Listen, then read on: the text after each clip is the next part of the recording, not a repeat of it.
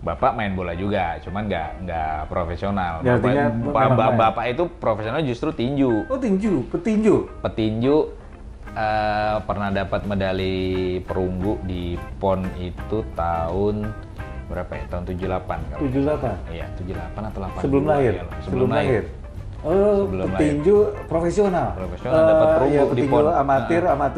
amatir yang profesional ya, dalam artian Dapat perunggu. mengikuti turnamen, bahkan Iya. ikut PON. Saya sempat dulu latihan tinju. Oh gitu. Jadi kalau tidak menjadi pemain bola, kemungkinan jadi petinju. Kemungkinan. Dulu udah sempat sparring, Kang. Oh gitu. Iya, udah naik ring pakai Oh, serius? iya, udah sarung tinju ya kan, pakai sarung, pakai gloves itu, pakai pelindung kepala itu Ya, udah biasa, sparring petinju. seumuran waktu Iya. umur segitu juga. Umur 8 tahunan itu itu. udah dilatih sama bapak. Iya, 89 tuh udah sempet sparring. Sparring gitu main Iya. pakai ini di Iya. ada sasana Ada atau di sasana rumah? juga Ada di sasana? Balikpapan kan. Bapak waktu itu juga ngelatih juga dikit-dikit. Oh, oke. Ya udah, terus bilang teman-temannya, "Bapak ini bagus nih," dia bilang gitu. Iya. Kebetulan saya kidal. Oke. Saya gayanya kidal ya, kaki kanannya di depan. Jadi kan agak jarang petinju yang kayak gitu. Apa southpaw? Bener Bu, di kualinya ada cadangan.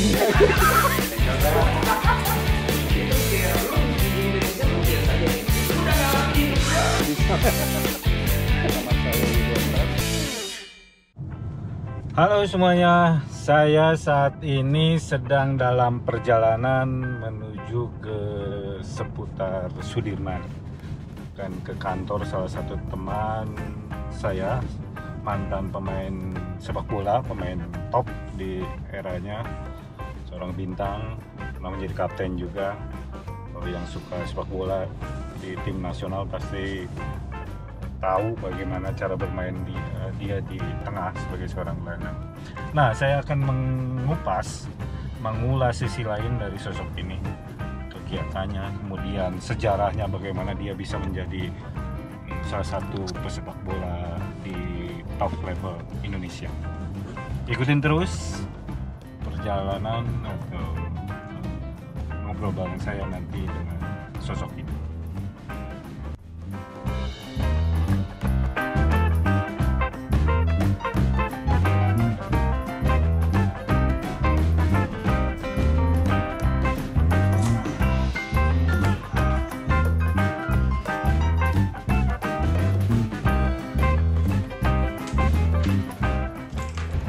Ini kantornya APP, Asosiasi Pesepak Bola Profesional. Masuk. Mas Papuan, apa kabar? Kak Yudi, apa kabar? Nggak nyangka ada tamu nih. Sibuk, Kan sibuk. duduk. Ya. Sibuk apa ini? Nah, ya biasalah. Apa kabarnya nih? Udah lama nggak bertemu. Udah beberapa bulan Baik, kita ya. alhamdulillah. Ya pokoknya selama pandemi ini lah ya. Sama pandemi kita jarang ketemu. Sehat juga tapi Kang? Alhamdulillah, alhamdulillah. Oke, Mas Papuan sehat?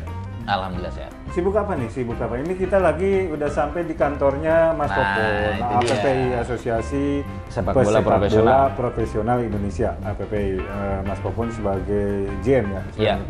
General Manager. Udah ini periode kedua ya? Periode pertama. Periode dari pertama, 2017 ingat ya, tapi sampai pengurus itu kan sebelumnya, 2021. Ya, sebelumnya presiden. Presiden. Dari 2017 nanti sampai 2021 general manager. General Manager. Lebih ke operasional banget Lebih ya? ke operasional. Oke. Makanya ini ada di kantor. Ada di kantor. Kita ngecek ke kantornya ada ternyata. Ini bagi pemain-pemain, GM-nya lagi berkantor sibuk di sini. Itu kayaknya kalau saya lihat di Instagram kita kan follow-followan lah ya. Iya. Kita pantau masing-masing, kita pantau-pantau. Kayaknya banyak keluar kota, keluar Jakarta. Ya lumayan lah Kang, apalagi selama pandemi ini kan WFH, work from home. Jadi ya kegiatan banyak, kalau nggak di rumah ya keluar daerah gitu kan. Kantornya juga lucu juga, kita baru masuk nih awal tahun, baru dapet 2 bulan atau 3 bulan kemarin, habis itu sampai sekarang nih udah mau akhir tahun nggak pernah dipakai nih, baru berapa minggu belakangan ini baru kita kesini nih.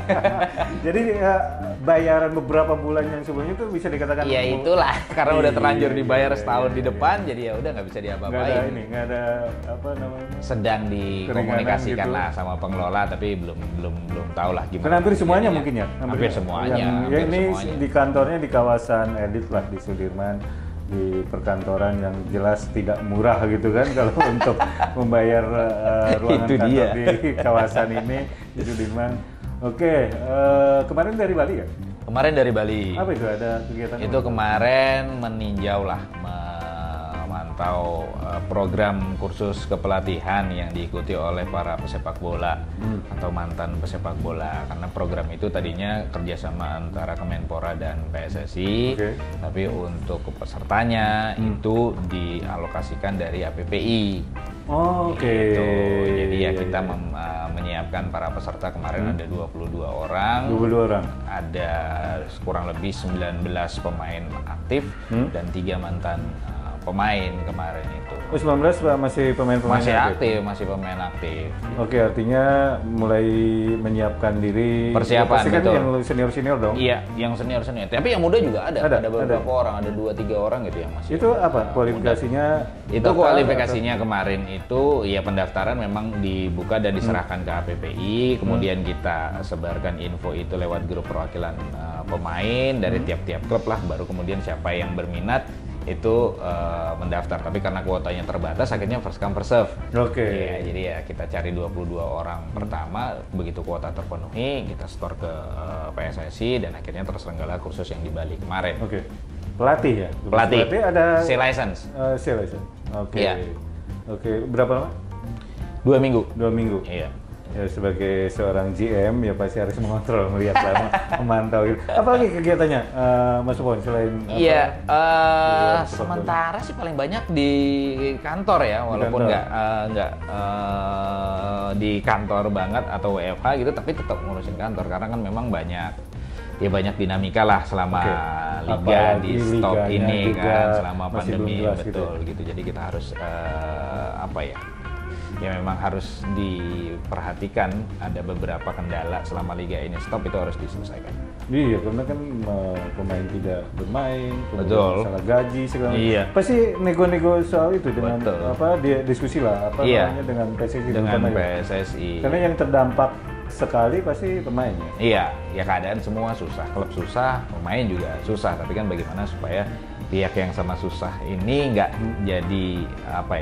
jadi lebih susah lagi gitu. Harus saling respect, hubungan profesional itu harus tetap dijaga, hak dan kewajiban itu harus balance lah jadinya gitu. Tidak ada salah satu pihak yang ada lagi kejadian seperti beberapa tahun yang lalu yang ketika era heboh gitu, nggak digaji lah, nggak dibayar lah. Kalau sekarang gimana? Masih ada beberapa kasus, tapi untungnya sekarang kan sudah ada badan penyelesaiannya kan. Sekarang kita di Indonesia itu sudah punya NDRC, National Dispute Resolution Chamber, badan penyelesaian sengketa sepak bola nasional. Jadi segala permasalahan yang tidak bisa terselesaikan dengan komunikasi antara pemain dengan klub itu masuk ke badan itu. Jadi badan pengadilan, badan arbitrase khusus Udah ada kasus bola. Yang sudah banyak. Kalau dihitung per individunya mungkin 100 lebih. Udah 100 lebih? Udah 100-an lebih gitu. Tapi dari klubnya mungkin 4-5 klub. Artinya udah jalan lah. Udah jalan. Tidak seperti yang beberapa tahun lalu gitu ya. Kemarin kita harus ngobrol, benar kan. Kang Yudi juga tahu lah ya kan bagaimana kita waktu itu harus ke pengadilan negeri, harus datang ke daerahnya gitu.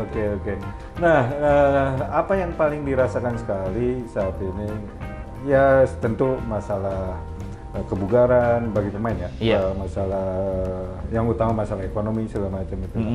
Nah, dari APPI sendiri gimana, selain tentu karena ini agak pelik banget ya situasi dengan COVID ini, liga tidak berjalan, kemudian pemain-pemain juga dalam tanda petikan riskan untuk bermain tarkam dan lain-lain lah. Itu kan kita tidak menyarankan sebagai profesional gitu.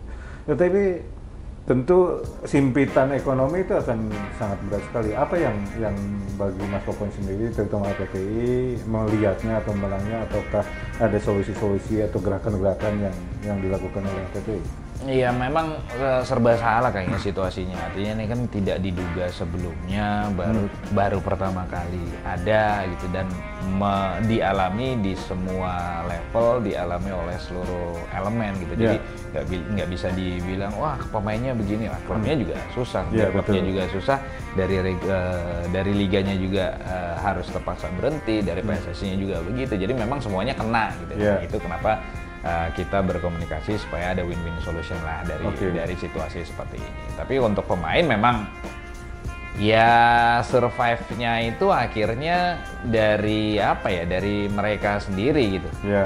Mereka kreatif, mereka kan punya sekarang sepak bola added value-nya udah Betul, lumayan udah ya, cukup Mas. lah. Betul, gitu. mereka udah punya fans sendiri, mereka juga punya account di media sosial yang jumlahnya kalau kita lihat kan juga cukup luar biasa, dan mereka dengan kondisi seperti ini mau tidak mau berimprovisasi akhirnya Iya, gitu kan. balik ke individu masing-masing, kreativitas masing-masing. Kreativitas masing-masing, tapi kita dari asosiasi juga membantu promo lah apa yang mereka lakukan di luar sepak bola untuk survive di masa pandemi ini. Kan banyak nih sepak bola yang udah YouTuber bisa kita lihat lah, ada beberapa kalau itu mungkin nggak perlu promo karena mereka punya platform sendiri gitu untuk promosi, tapi ada pemain-pemain yang juga membuka bisnis kuliner gitu banyak kan. Saat ini lumayan banyak. Banyak jumlahnya, dan itu sempat kita promo di account media sosial APP. Nah kalau itu juga. saya datanya perlu deh untuk sharing. Boleh nanti Kalau kita itu sharing datanya. perlu. Sekalian promosi Iya, juga sekalian kan, promosi membantu dong. pemain ini gitu. Iya betul, sekalian ini. Betul. Saya memang perlu karena saya lebih ingin mengupas sisi lain. Iya. Dari sosok-sosok itu, terutama atlet-atlet dan sepak bola di Gak luar apa-apa. soal sepak bola. Betul. Nanti saya kasih datanya, silakan diangkat aja Kang. Siap. Promosi kan buat mereka. Siap. Nah, sisi lain dari Mas Popon ini, selain ya kalau soal dunia sepak bola itu sudah pasti lah. Dunia sepak bola udah retire atau pensiun tahun berapa? Iya, tahun 2017. 2017, jadi udah 3 tahun ya? Iya. 3 tahun di dunia sepak bola tentu tidak perlu diragukan lagi. Beliau adalah salah satu gelandang top di eranya lah. Salah satu pemain bintang. Kemudian di timnas juga hampir 60 kali main ya. Capnya tinggi. 60 berapa? 62. Sangat banyak lah untuk ukuran 62 itu. Kemudian karirnya luar biasa juga di klub juga, juara itu bersama Sriwijaya. Sriwijaya. Iya. Sriwijaya bukan hanya liga, bahkan termasuk piala ya, Piala apa ya waktu itu? Piala Indonesia atau Piala Island, terus Piala Indonesia. Piala Indonesia kan sempat kan, sama di Sriwijaya juga kan? Sempat di Sriwijaya semua. Nah, saya ingin mengupas sedikit bagaimana perjalanan karir Mas Popon dari kecil. Iya. Artinya bahwa pasti ketika kecil ada cerita-cerita yang menarik, hingga Mas Popon itu bisa sampai di top level. Betul. Sampai kapten tim nasional itu adalah menurut saya ya itulah karir seorang pesepak bola dimanapun. Iya. Tim nasional bahkan menjadi kapten itu udah paling top, nggak ada lagi. Iya. Itu loh. Artinya saya ingin mereview bagaimana perjalanan karir Mas Popon ketika dari awal dulu, dari kecil, cerita-cerita pasti di Pontianak ini Di Balikpapan. Oke. Jadi saya kecilan itu main bola itu umur 7-8 tahun ya. Oke. Ya. Masih di lapangan, di jalanan, di waktu itu di lapangan voli justru. Lapangan jadi voli. Di kampung di rumah itu kebetulan ada lapangan voli. Oke. Ya kan? Jadi tanah atau tanah. Tanah pasti, oke. Jadi lapangan voli itu tempat mainnya anak-anak yang seumuran saya lah. Jadi pertama main itu di situ, nggak pakai sepatu, bolanya juga bola butut, maghrib, plastik, bola plastik, maghrib bubar. Iya. itu berarti udah hukumnya sepak bola. Iya, hukumnya anak-anak kalau maghrib bubar. Usia 6-7 tahun. 7-8 tahun, sekitar Mas Popon tuh 79 yang lahir ya. 79. Berarti tahun 86, 87. Iya. Sekitar tahun itulah. SD awal ya kan? SD awal. Kemudian nah dari situ karena sempat terpikir nggak waktu kecil itu usia suatu saat jadi pemain bola? Kalau terpikir belum. Sama sekali. Belum. Yang Bukan gitu. enggak, tapi belum. Belum. Terpikir belum, tapi memang hobi. Oke. Memang seneng main bola gitu kan. Jadi ya udah. Jadi dari situ itu semakin lama kan semakin banyak tuh yang ikut main tuh di kampung situ tuh. Akhirnya udah jago dong waktu itu pun. Timbul lagi, ya gimana ya menilainya? Ya udahlah, pokoknya sering main aja lah. Sering main lah. Ya, banyak yang pengen main bareng juga. Betul. Jadi begitu udah mulai rame, tambah banyak yang main, lapangannya kan lapangan voli. Udah nggak muat nih kayaknya, nggak seru nih kalau kebanyakan orang kan. Akhirnya gimana kalau main di lapangan yang beneran gitu, lapangan bola gitu. Lapangan bola. Nah, di Balikpapan tuh ada namanya lapangan Merdeka dulu. Jadi itu ada 3 lapangan berjejer gitu. Setiap minggu itu memang rame orang main bola di situ. Ya udah kita main di lapangan Merdeka aja lah. Ngobrol-ngobrol sama anak-anak dulu itu.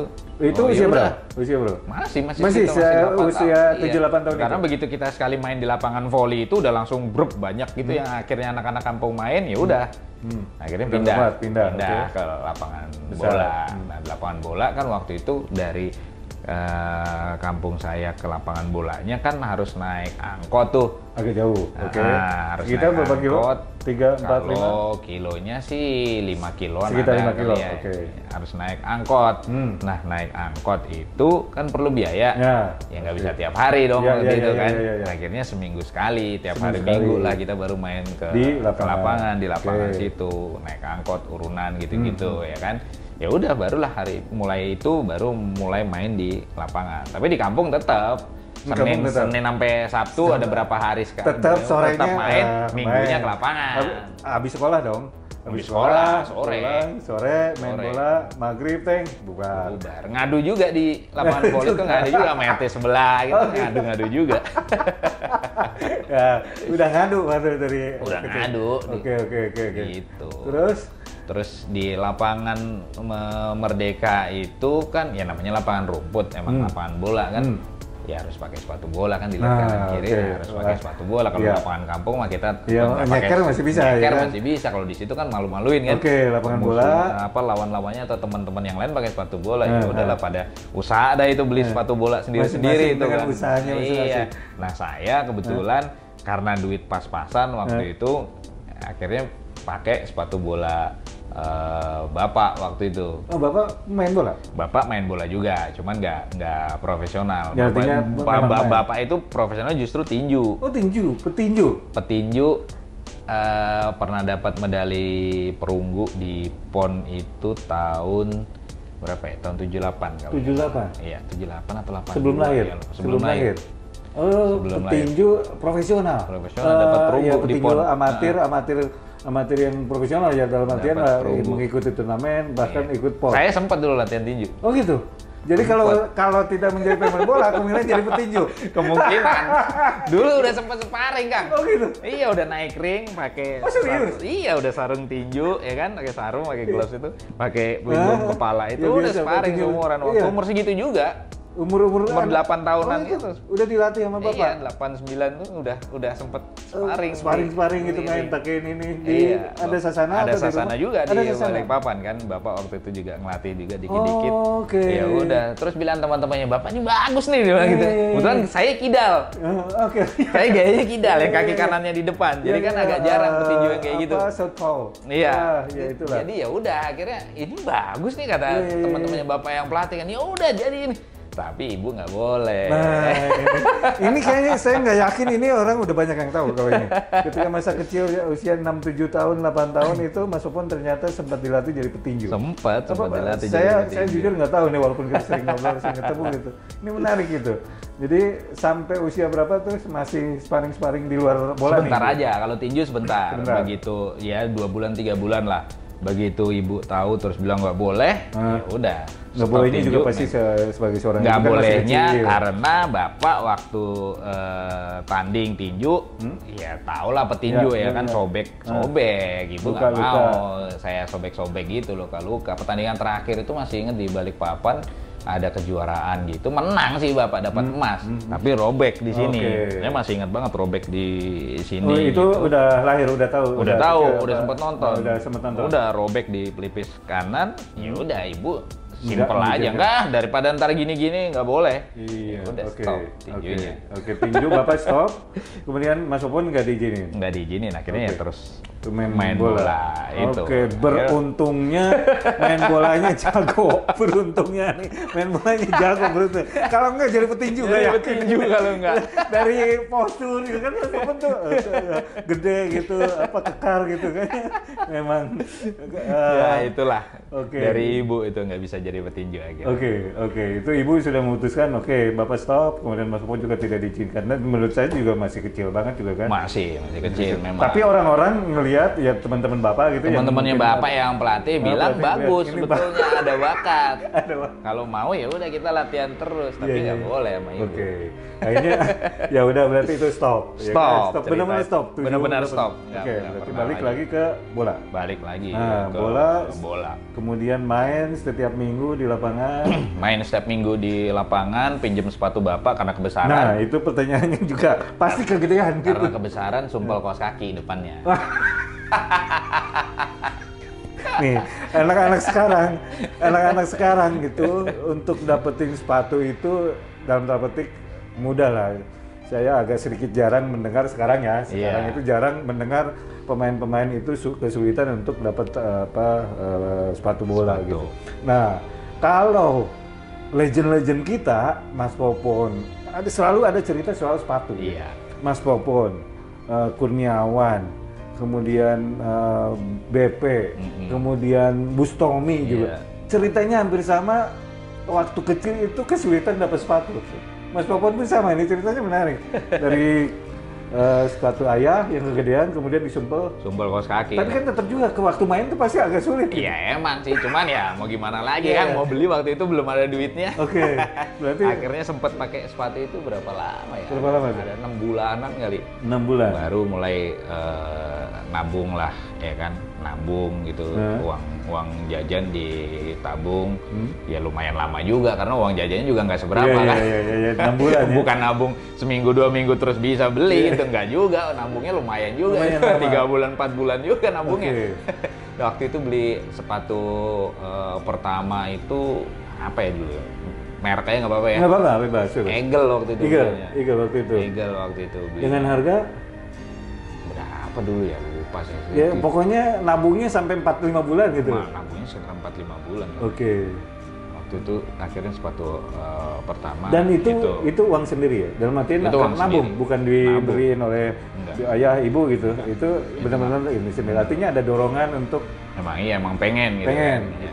Oke, Nabung. terus? lucunya saya iniin tuh apa? Lambangnya itu.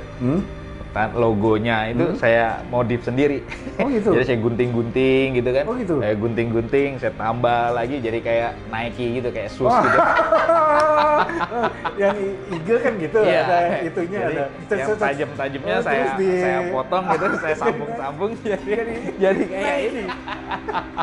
Saking pengennya. Saking Tapi pengennya. mampunya beli Eagle. Mampunya beli Nah, Eagle. Itulah sebagian cerita. Ini cerita menarik masa kecil. Akhirnya lanjut. Tapi di- mirip nggak? Lumayan lah. Kalau dari Mungkin jauh saya sih. sekarang kalau custom sepatu mungkin bisa kali ya. Iya. Umur segitu aja udah kepikiran. Iya. Tapi dari jauh pasti benar-benar kelihatan. Dari seru lah. jauh ya lumayan lah. Begitu dilihat dari dekat baru apaan. Oke, lanjut. Itu ya akhirnya sampai SMP baru Masih dengan sepatu yang baru, masih yang sama. sepatu itu. Oke. Akhirnya SMP itu mulai ikut klub lah. Oke. Nah, waktu itu sih belum ada SSB kan. Waktu itu kan belum zaman SSB SSB, belum jadi lah, masih belum. klub amatir gitu kan. Saya dulu ikutnya namanya kalau nggak salah Garuda gitu klub. Garuda di Balikpapan. Di ya. Balikpapan. Oke. Karena yang jadi pelatih itu saya masih ingat banget namanya Matuliang. Oke. Itu dia pernah ikut timnas PSSI Garuda. Oke. Ya, jadi Mantan saya pemain tim nasional. diajak teman sama waktu itu untuk ikut di klubnya ya. Saya paling kecil waktu itu. Usia? Di klub itu paling kecil waktu itu. Paling kecil dari sisi usia kan? Dari sisi Oke. usia. Oke. Dari sisi usia paling kecil, tapi ya karena senang ya udahlah ikut gitu kan. Jadi mulailah di situ latihan sepak bola yang benar yang kayak di Oke. SSB Sekarang. yang Artinya ada belajar latihan lah, keeping, betul-betul. passing, dribbling, pokoknya yang teknik-teknik yang bener lah. Kalau kemarin itu main-main sama kampung udah pokoknya main Udah main sebisanya, segabresnya aja lah pokoknya. Asal Nggak aja ada penting teknik, main yang udah penting pokoknya, main, penting iya. lari gitu. Iya. Nah, zaman SMP mulai mendalami SMP. atau merasakan latihan yang betul Iya, di klub itu. betul. Di sekolah aja, saya kan SMP 1, Balikpapan. Sekolah itu zaman saya ya pertama kali lah SMP 1 itu punya tim sepak bola. Oke. Jadi kebetulan ada salah satu teman yang cukup ya berada lah waktu itu kan cukup mampu gitu. Jadi dia yang jadi ngebosin lah gitu kan untuk bikin tim gitu. Sebelumnya SMP 1 nggak ada tim sepak bola. Oke, itu pun karena ada orang yang berada gitu. Iya, jadi sama-sama suka, sama-sama hobi main bola, sama-sama di Garuda itu juga. Sama di Garuda ya juga. Dia juga memang main bola. Iya, ya udah jadi bikin klub baru, ikut kejuaraan. Waktu itu di era saya waktu itu kejuaraannya namanya Gala Siswa. Oke. Barulah itu di SMP sih itu baru pertama kali punya tim sepak bola. Zaman saya masih temen ini. Oke. Itu. Ikut Gala Siswa ada. Ikut Gala Siswa ya nggak ada, namanya tim baru kan nggak ada sejarah sepak bolanya. Gala Siswa tuh udah lama, tim-tim sekolah-sekolah itu yang ada sejarah sepak bola di Balikpapan tuh ada SMP berapa gitulah, SMP 5 waktu itu gitu kan. Saya SMP 1 nggak ada sejarah sepak bola, baru itu punya tim ya udah. Tapi ya lumayan lah. Udah lolos hasilnya, penyisian grup gitu-gitu. Oke. Nah, lanjut dari situ mulai dalam tanda petik ini ya, Pak, menetes gitu atau kelihatan orang. Iya. Seorang Ponario, Mas Popon itu kapan? Artinya mulai dikenal orang di Balikpapan, paling tidak di kawasan Balikpapan itu. Itu waktu STM. STM. Oh, dari SMP. Jadi lulus SMP, masuk STM. Oke, STM. Teman-teman saya itu SMP 1 kan favorit di Balikpapan. Favorit selanjutnya SMA-nya itu SMA 1. SMA 1. Rata-rata dari SMP 1 itu masuk SMA 1. Oke. Saya doang nyebrang ke STM. Ke STM. Kenapa tuh? Waktu itu sebelum motivasinya cuman pengen main bola waktu itu, nggak mikir panjang banget. Karena STM tuh di level Gala Siswa mereka punya tim sepak bola yang bagus. Oke, nah ini mulai terlihat arahnya gitu kan dari SMP. Iya. Kalau mau kuliah atau jalur formal yang biasa dari SMP 1 biasanya ke SMA 1. SMA 1. Ya kan? Iya. Ya, karena SMA-nya favorit. Tapi ini tiba-tiba melenceng ke STM karena klub sepak bolanya. Ada sepak bola, ada tim sepak bolanya waktu itu di Balikpapan. Sebelum lanjut lagi, orang tua ketika itu gimana? Orang tua sih bebas, mendukung aja. Mendukung aja. Saya ngurus pendaftaran sendiri tuh dari SMP ke STM. Gitu? Oke. Gak ada temennya orang tua. Tahu-tahu saya masuk STM, Pak. Agak kaget dikit sebetulnya. Karena mau main bola aja. Ya udahlah, nggak apa-apa. Orang tua juga mendukung waktu itu. Oke, masuk STM lah. Masuk STM. Masuk timnya sepak bola. Nah, di STM mulai di STM baru mulai. Waktu itu kan kalau kejuaraan itu level yang bergengsi untuk kelompok umur itu kan cuma ada Piala Suratin. Ya, betul. Waktu itu masih 17 sudah ada Piala Suratin usia 17, usia 19 waktu itu cuma satu kelompok umur waktu itu. Iya, sekarang baru 19. ada dua. Sekarang baru banyak kan kelompok umurnya. Waktu itu cuma satu. Nah, disitulah baru mulai ikut waktu itu di Persiba karena Balikpapan kan Persiba Junior. Masuk Persiba waktu Persiba di STM. Junior. Iya, Persiba Junior tapi waktu STM. Kelas 1 itu sistemnya gimana? Apa daftar itu seleksi. atau seleksi? Waktu itu seleksi. Nah, akhirnya terpilih. Gitu. Oke. Masuk Persiba Junior tuh mulai tahun 96. 96. Iya. Jadi saya itu karena saya bilang tadi dari segi umur paling muda. Jadi kalau usia 19 Piala Suratin waktu itu saya 16 udah ikut.